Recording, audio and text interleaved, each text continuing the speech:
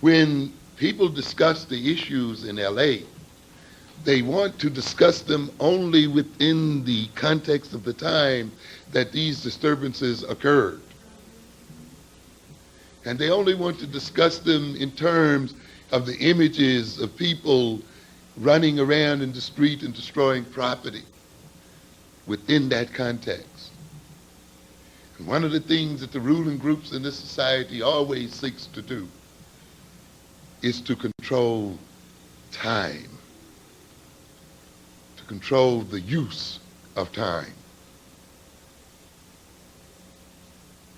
And by confining then the discussion to the period of time of the disturbance, then the emphasis is on the actual behavior.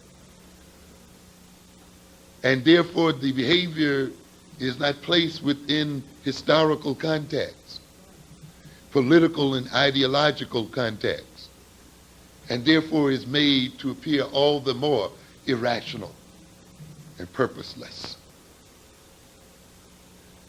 Often the events that precipitate a so-called riot or a so-called revolt appears to be somewhat minor, you see, and in and of itself not worthy of the kind of reaction that occurred. But this can only appear to be the case when one ignores the prior history of the disturbance, and one ignores the underlying emotional state, social and political and economic conditions that existed at the time of the disturbance. When one forgets then that the apparently minor occasion which precipitated the reactionary disturbance itself may have been symbolic of a particular set of historical circumstances and symbolic of a particular state of mind. Merely the straw that breaks the camel's back. Because as we say in black on black violence, every act has a history. And it's in that history that we come to understand it. And therefore, we must resist the attempts of those on TV who interview us and so forth to confine the discussion to the mere behavior of the people during the time that that behavior occurred. And we ourselves must look at the history that occurred prior to the event, and more importantly, at the state of mind of the people who precipitated the event or were precipitated by events to engage in that behavior. The preconditions which set the stage for the Los Angeles and urban revolts have a long history and are many. They include both socioeconomic conditions and the collective mental state of the African American community. Of the two, the mental state of anxiety and frustration over current and future developments, that state is the more important. It's not the concrete state as much as the perception of the state and the state of mind of a people. The dissatisfied state of mind and the attitudes of black people toward our conditions constitute the major factors which precede and underlie urban violence and revolt. So you can't look at the number of people who have achieved middle class status and so forth. You must look at the state of mind of our people and the level of dissatisfactions that exist in our minds as people. The preconditions for the LA revolt, of course, were many. And I'll just name a few of them. We don't have time to go through them all. Some of you might have had a chance to read the Atlantic magazine of May 1991. And you see here, of course, the issue of race was its cover story. when the official subject is presidential politics, taxes, welfare, crime, rights, or values, the real subject is race. We have old quail who can't tell the difference between potato and potato, talking about traditional values. Another coded word for race, implying that black folk have no values, implying somehow that black mothers and fathers actually tell their children to go out and commit crime. Son, when I want you to grow up, I want you to be the biggest crack dealer on the block. That would just make me so happy. Be a criminal. Drop out of school. You know, what is this man talking about? What is he implying when he tries to imply that there's an absence of so-called values in the black community? Be very suspicious, by the way, of these people who talk about values anyway. We have to ask him, what kind of values did they have to make them rob and steal and destroy the Indians and the enslavement of black people?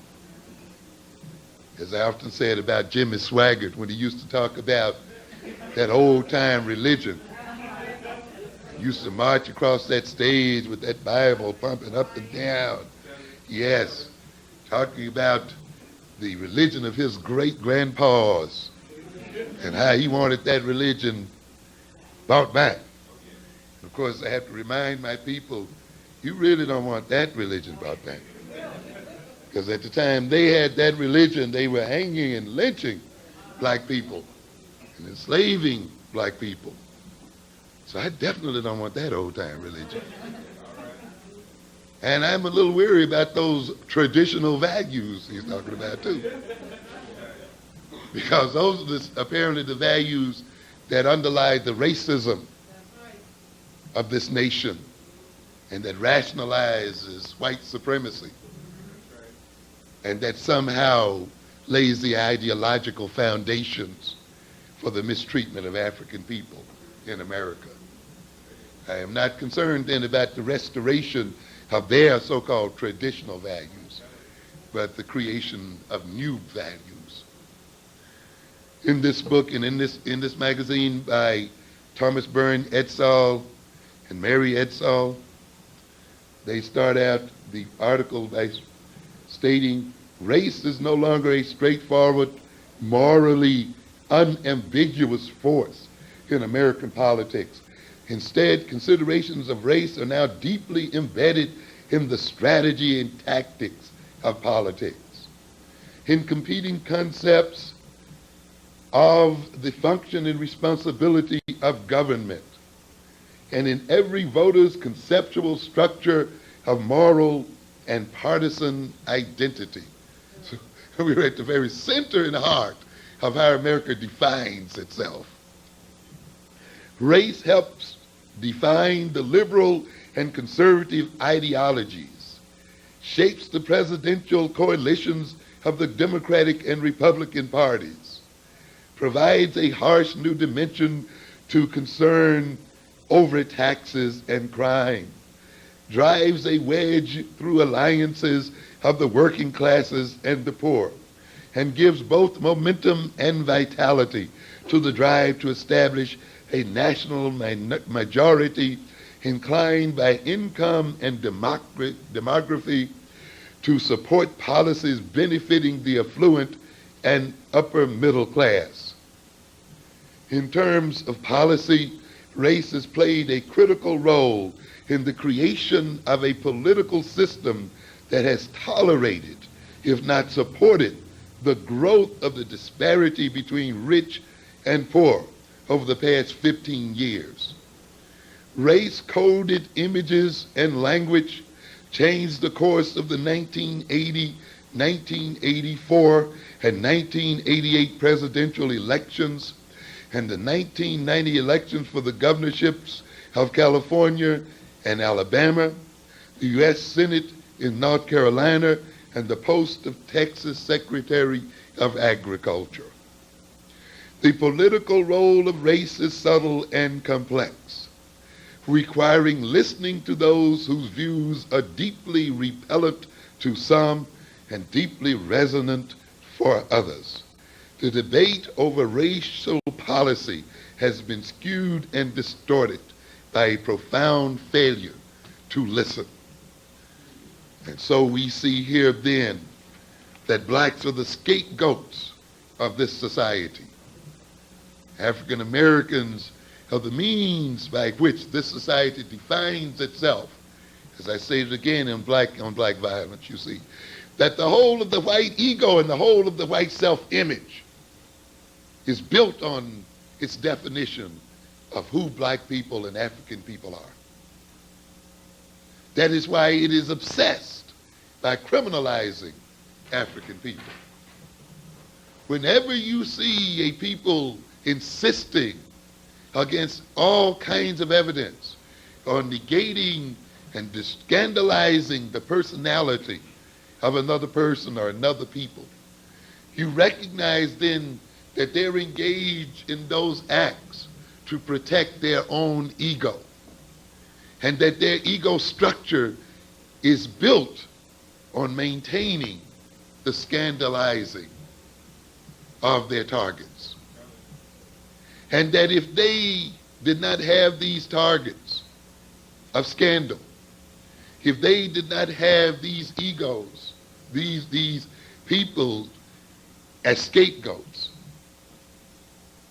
their facade and their infrastructure would crumble and fall apart. They would come face to face with the madness and insanity that motivates their personalities and their systems. When blacks move out of our role as scapegoats and redefine ourselves in ways that cannot be denied by any people in the world, then white people will go crazy. And they will fall apart. And we said in Black on Black then that the so-called criminality of black people is an economic and political necessity for maintaining this system. It is not merely an accusation flowing from racial prejudice, nor merely accusation flowing from racial hatred, as hatred has little to do with it. It is necessary to the very foundations of the system itself. And that's why at the center of it, even in the current politics of today, you will see African people. And how will you deal with African people as a determining factor in terms of who will get elected and who will be given power in this society. It determines who will be called liberal and who will be called conservative. It determines then the support that they will win in this system or will not win. And we have a situation here then where the Democratic Party, in the dastardly behavior of Clinton, is trying to change the perception that the white electorate has of it so that it can gain power by disrespecting black people and by creating bogus issues. And again, it has come to recognize, as is made very clear in this article, which basically lays out a program for the Democratic Party for achieving power in America by saying you got to learn somehow to disentangle yourself from these black folk. Because in an analysis that you sponsored, a polling firm that you hired found the following. These white Democratic defectors, talking about those, what you call the Reagan Democrats, express a profound distaste for blacks, a sentiment that pervades almost everything they think about government and politics. Blacks constitute the explanation for their, white defectors, vulnerability, and for almost everything that has gone wrong in their lives. Not being black is what constitutes being middle class. Not living with blacks is what makes a neighborhood a decent place to live.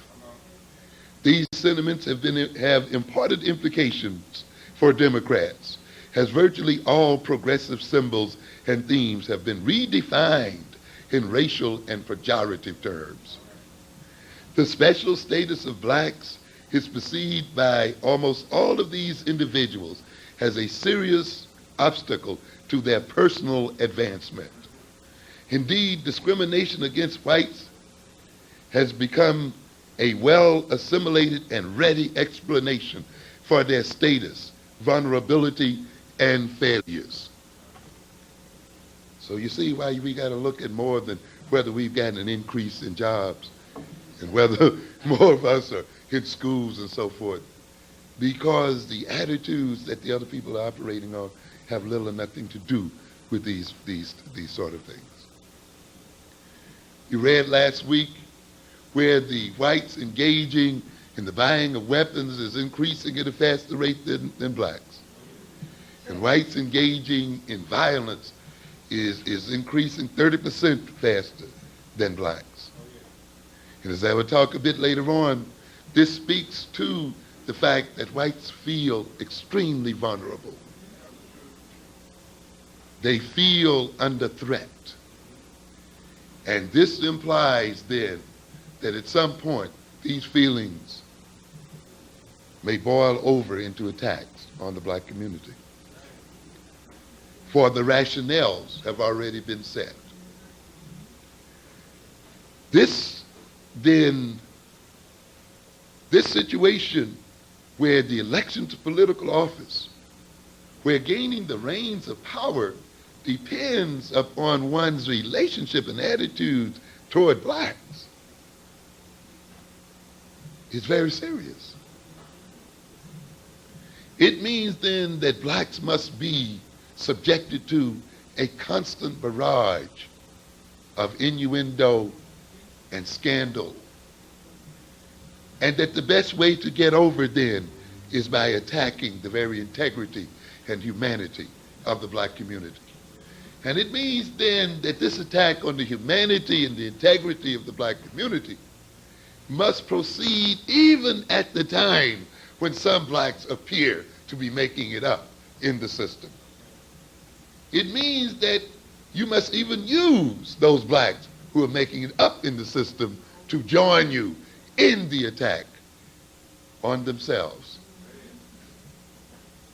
This is one of the underlying causes. This is one of the preconditions that was there when the LA insurrection occurred.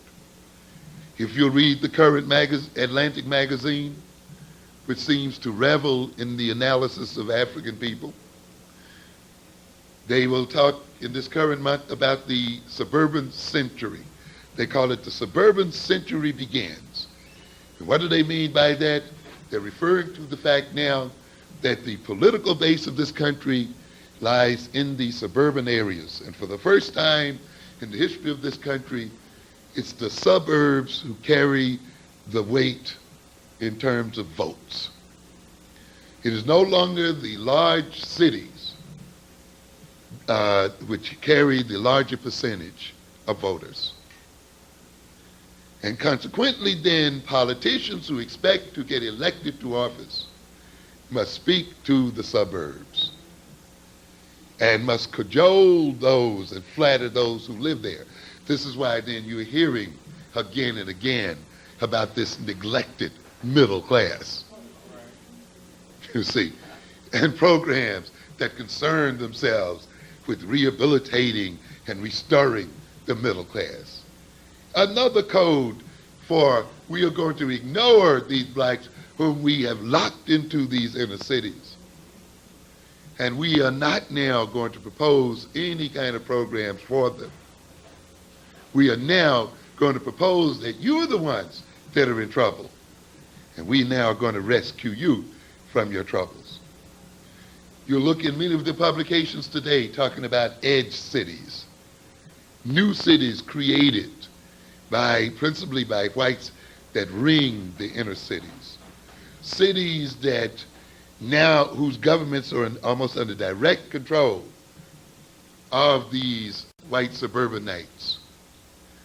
Cities then that have influence in state governments in such a way that they can prevent taxation schemes that are meant to rescue the inner cities, that are meant to change the direction of the miseducation of our children, that are meant to relieve the problems of the inner cities. We have a situation then where whites have organized themselves in such a way that a politician who even talks about the rescue of the cities is literally damned for state office or for higher office. And now you see Clinton and other groups speaking to this suburban fringe. Is this fringe suffering? They tend to think that the black community implicitly or explicitly is not aware of what is going on. Let's look at some of these things, some of these preconditions. By 1991, the federal government's largest housing subsidy program was providing an average of $3,000 a year for each of 6 million wealthiest households in America, while offering nothing to the 36 million Americans in poverty. Only 1 of every 8 federal benefit dollars actually reaches Americans in poverty. There has been a wholesale rape and robbery of the poor and weak in this country. And yet this is the class that is supposedly now being rescued and is now supposedly being ministered unto by those who run for office. From 1980 to 1991, in constant dollars, the average federal benefit received by households with incomes under $10,000 declined by 7%. An actual decrease in benefits from the government, but yet we get a lying and deceptive image that because of the fiscal difficulties in this country are those people on welfare, of the burden placed upon the government and upon the treasury by the poor people and by inner city people. And yet these people earning under 10,000 have actually had their monies taken away and not added on to, while the rich and while the middle class have actually fed at the government troughs. On average, households with incomes under $10,000 collected a total of $5,690 in benefits. On average, households with incomes over $100,000 collected $9,280 from the government. In other words, those making over $100,000 collect nearly twice as much from the government as those earning under 10. You see, you'll hear whites in making these discussions and talking about the state of this country and talking about the debt that this country is suffering from. And you can hear them talk about the deficit and the threat that this deficit holds for the health of this nation. And I want to warn you that this nation is in a very precarious state of circumstances. And the precariousness of its state will be made clear after the elections. But if you listen carefully, you can already feel the panic over the concerns of the economic state of this country. They are in such a panic that they know they have to reduce the deficit of this nation if it is to survive and if it is going to be socially viable. In my series on power, I talk about one of the causes of black-on-black violence, other than the psychology that I referred to earlier, other than the social relations, has to do with the economic state of the black community.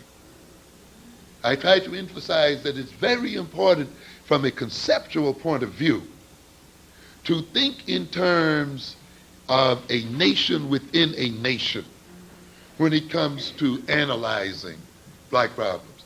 I am not advocating that you buy the concept that we should have a nation within a nation. So don't give me a knee-jerk reaction right on it. What I am saying is just think conceptually in terms of black people as a nation within a nation. I think when you use this concept, it will help you to see some things that perhaps you cannot see through the use of other concepts, such as individualism and the other stuff that people lay on you. When you look at the black community and the African American community in this country as a nation within a nation, it becomes almost immediately apparent as to why there's so much violence and social disorganization in the black community. I often use the Chinese Opium Wars to illustrate what I'm talking about, of how the British, in entering trade with the Chinese, were buying all of their tea from China, and China was buying nothing from the British. The British had nothing the Chinese wanted. And yet the British wanted that tea. They were hooked on a tea habit. And the Chinese demanded only silver and gold from the British. And that meant over time that the British balance of payments became unbalanced because her silver and gold was flowing into China, but no earnings were coming back from the Chinese, and they were facing a dilemma. They recognized that this situation could not continue, or else they could not maintain their social institutions, and they could not maintain social order in their society, and that their government could not maintain legitimacy, and the people at some point would rise up against it in revolt and refuse to follow its dictates and refuse to pledge allegiance to it and destroy it.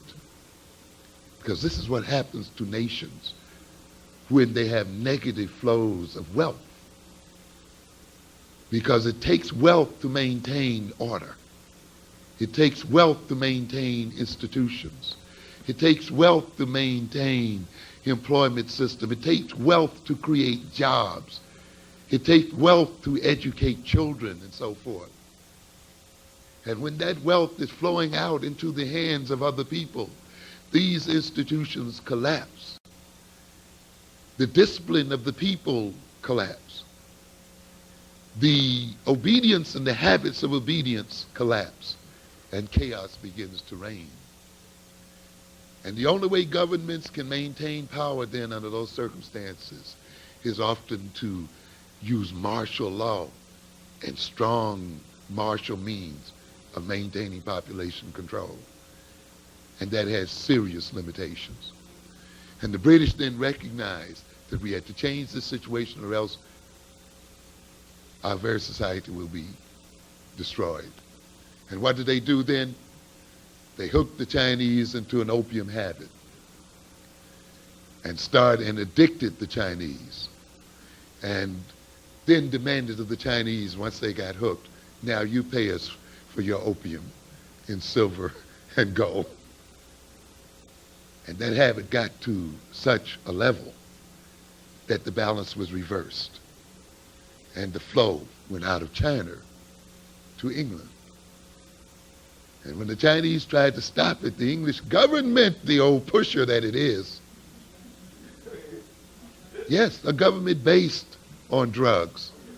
The Queen, the greatest drug pusher the world has ever known, went in like any gangster on these streets out here to protect their monopoly to sell drugs to the Chinese, and engaged in 2 wars to maintain the drug market that they had established. And yet you try to sit here and listen to these jokers with their moral pieties try to talk to us nation built upon the selling of drugs, and the government coming in defense of the selling of drugs. But my point here is, of course, what happens when you get trade imbalances. And the Chinese recognize, if we don't stop this stuff, our wealth is going to flow out to such a degree until we then will suffer social collapse.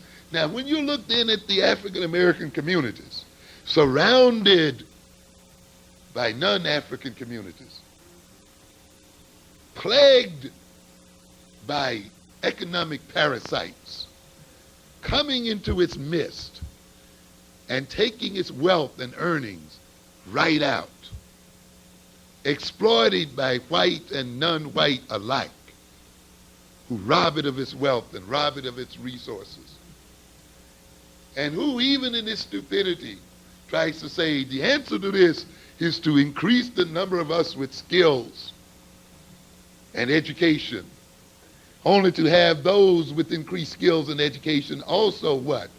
Shipped out, so that they can solve other people's problems and spend their earnings in other people's markets, and therefore can't return neither their skills nor their wealth back to the original community. So then what do you have? A community, an African nation with a tremendous trade deficit, with a tremendous trade imbalance, with a tremendous outflow of material resources and capital and brains, and an increasing concentration then of people who are bereft of skills and resources and the like. Violence and social disorganization, family and institutional disorganization becomes inevitable under those circumstances. Am I getting across to you? Because I don't want to hear you talking to me when I tell you that you've got to throw these Koreans out of this community, and you got to throw these Arabs out of this community, and you've got to throw all the rest of these jokers out of this community. Come talk to me about some racial harmony and love, and reverse racism, and hiding under Islam and some Christian ideology. Because you must recognize the hard cold fact is, you cannot educate your children, you cannot train them in the way they should go, you cannot give them appropriate recreational centers and other things they need without material wealth. And you can't do it by handing it over to other people. And it is not the result of hard feelings or racial hatred against any other people. It is not reverse racism. It is a matter of survival and protecting your own.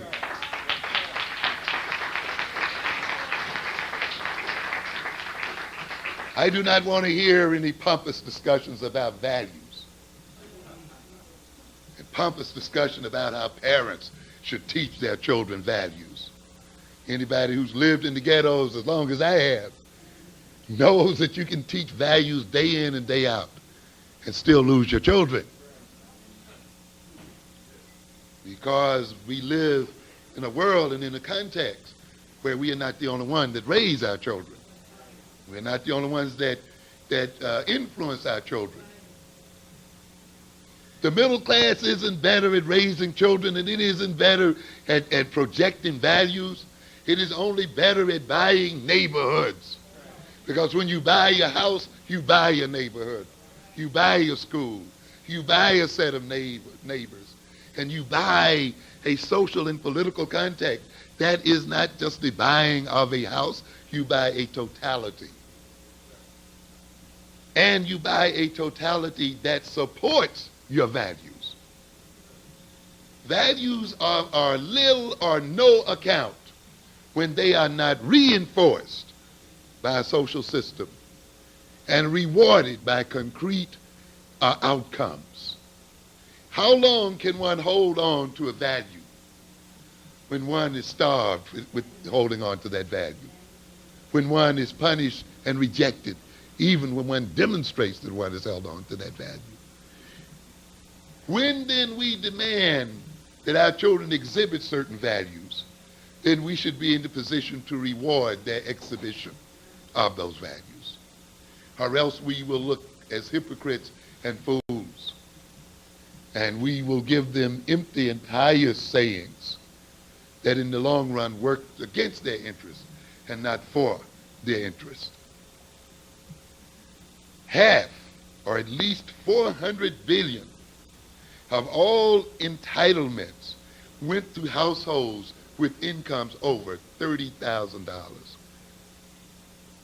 Did you hear what I'm saying? $400 billion went to people who earned over $30,000. Talk about your pride, your individual pride and your individual drive, and how you got your little house as a result of individual drive, even though you ran down to the Federal Housing Authority to back your mortgage and to back your down payments. Even though you have engaged the federal government to insure your mortgages. And you're going to talk about how independent you were in getting your house. How can the poor then go to the federal government and get it to insure their rent and pay out rent and other costs?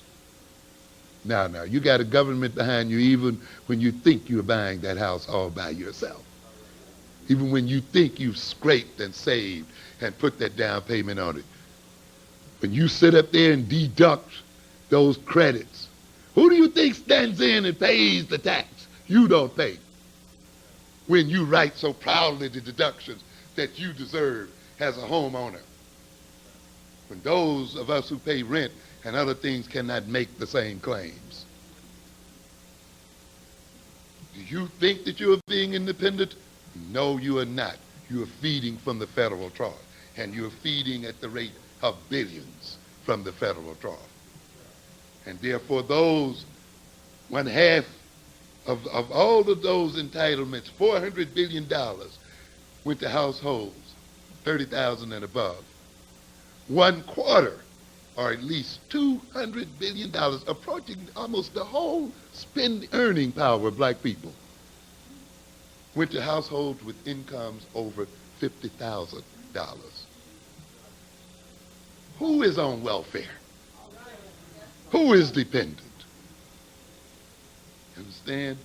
That's why when you hear them on TV talking about this federal deficit, they'll just mention the word entitlements.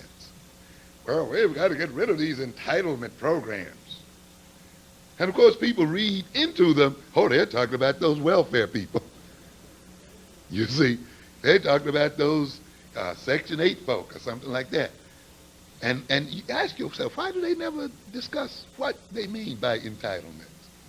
And why is it that despite the tremendous deficit that this country is facing, a deficit that threatens its very viability, those men in the U.S. Senate and House cannot pass bills to straighten that deficit up? They are so gutless and afraid to pass bills and come to terms with a deficit that is threatening the very social foundations of this nation, that they are trying to create a constitutional amendment so that they would be forced to balance the budget against their will, because they know that they can never develop the will to do it. That's the way New York State does it. It's just written in the Constitution. You've got to balance it, period. There's no way around it. The federal government doesn't have this, you see. And so now what the Senate is saying, those people in the Senate are saying, we can't get the guts, despite the threat, to see that this doggone deficit is taken care of. Why can't they get the guts? Is it that they're afraid of welfare people? Are they afraid of welfare rights? They're afraid of the main welfare people, those suburbanites that they're talking about. Those $50,000 a year people, those $100,000 a year people who are now getting billions of dollars from the federal trough. That's why they can't pass it, because those are the people with the lobbies. Those are the people who with the organizations.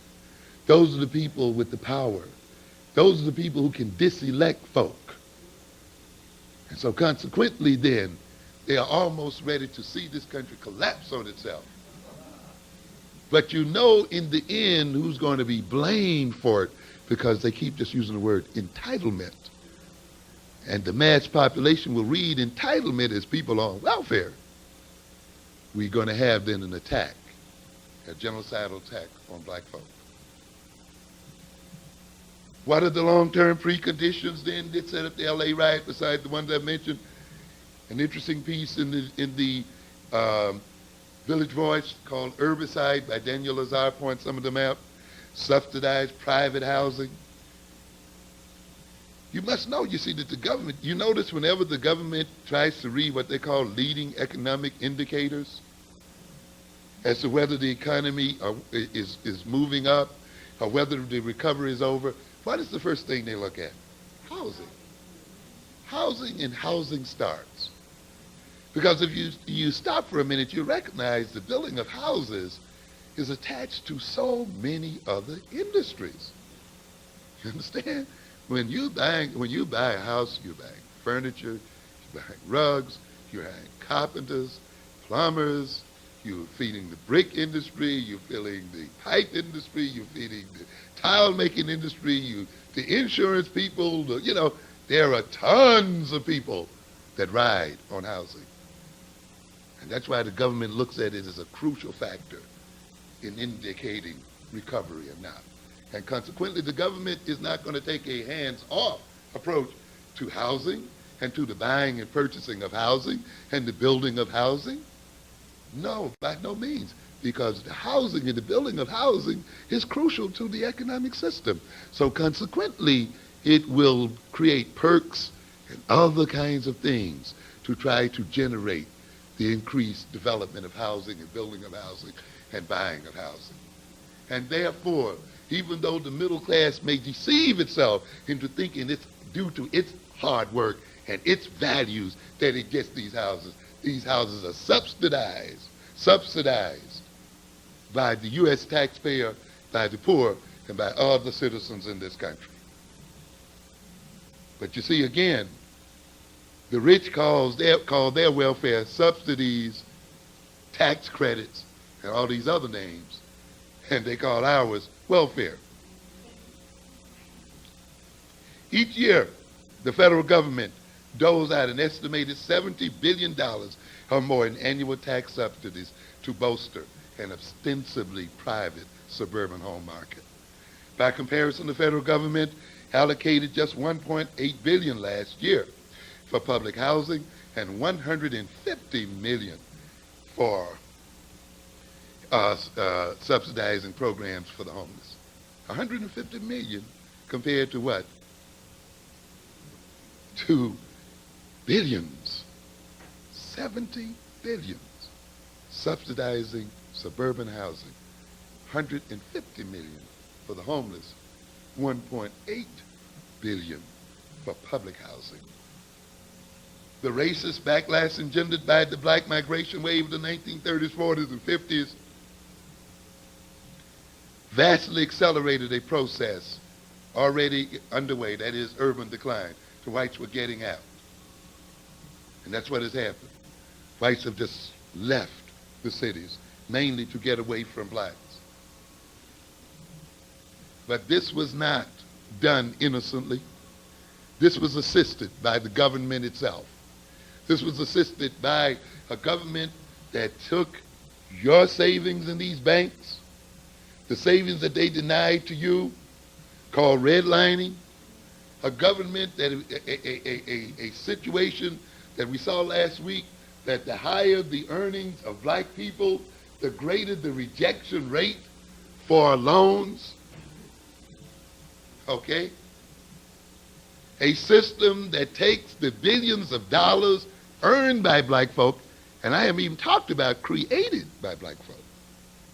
What do we say? If Tyson earns 20 million, he must be generating what?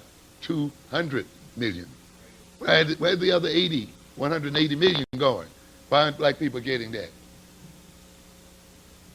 If Michael Jackson earned so many millions of dollars, then he must be creating what? A billion. Where's the other part of the billion going? Why aren't black people getting this other part? If we earn over 300 billions of dollars, then we must be generating well over $1 trillion or more dollars. Where is that money going? And how is that money used? In what banks is it being deposited? But we won't look at that. Let's look at what we put in and recognize that the very money we put into these banks across this country are the very monies that were loaned out to pave the roads to suburbia. The very monies that were loaned out to move factories out of this nation and to other segments of this population so that these companies would not have to deal with unionized labor and so forth. In other words, the oppressed, to a great extent, finance their own oppression. Drought, we don't have to talk about. Deindustrialization, America has been on a retreat from manufacturing since the 1970s with devastating consequences. Between 1958 and 1975, New York City lost nearly 50% of its manufacturing job base. And then you want to compare black children and black people with the other generations. When the other generation, when they dropped out of school in the 8th grade or the 6th grade, could walk into a plant, could walk into some kind of industry and get a decent paying job. And now that net has been swept completely out from under black people. Nearly 50% of manufacturing jobs went out between 58 and 75. Under the Koch administration, they lost an additional 37%.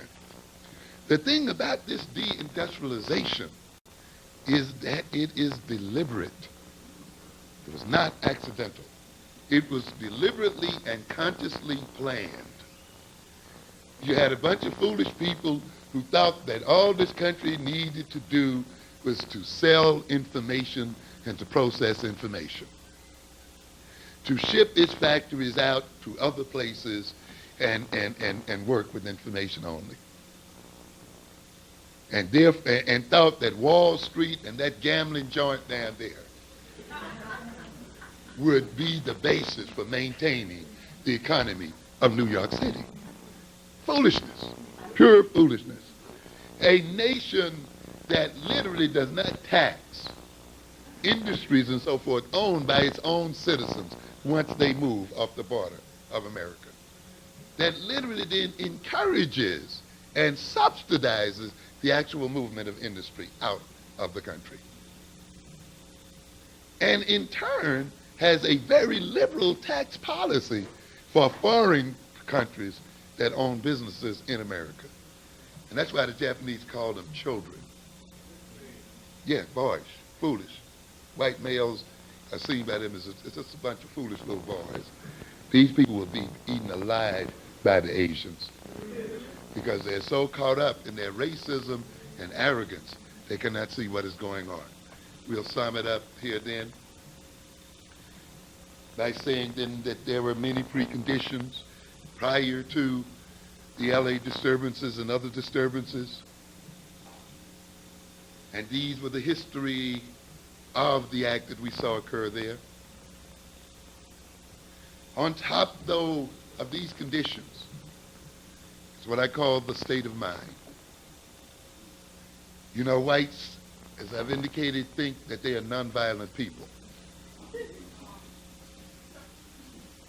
They will measure their levels of physical violence with black levels of physical violence. And as I said, they run a statistical game. And they'll often get away with it because people associate violence with physical interaction. You see, so we talk about violence and automatically we think of murder, killing, physical attacks and assault and so forth. But you see, when you're in power, there's another form of violence available to you. And when you're in power, you can call it by other names because power gives you the right also to define. And the power to define manipulates people's consciousness and blinds them to reality. And therefore the ruling classes can appear to be even effeminate, nonviolent types. Wouldn't hurt a fly, but are yet the most violent people around.